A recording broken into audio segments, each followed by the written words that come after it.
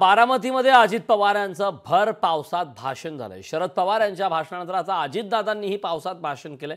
अजितदादांचं पावसातील भाषण हे राजकारणाची दिशा बदलणार का, हा प्रश्न आता या निमित्ताने निर्माण होतोय।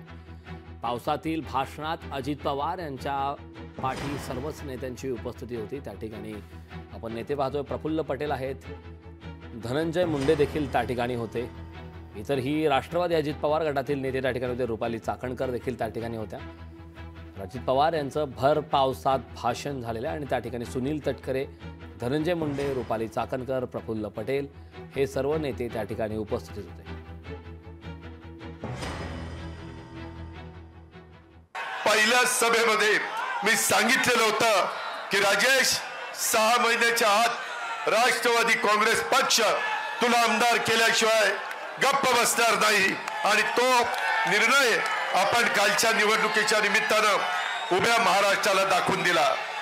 आपण शब्दाचे पक्के आहोत। जो आपला वादा असतो तो वादा आपला पक्का असतो, हे उभ्या महाराष्ट्राला माहिती आहे। लोकसभेच्या निवडणुकीच्या निमित्तानं आपल्याला थोडं अपयश आलं, परंतु मी कार्यकर्त्यांना सांगेन, जनतेला सांगेन, अपयश आलं म्हणून खचून जायचं नसतं।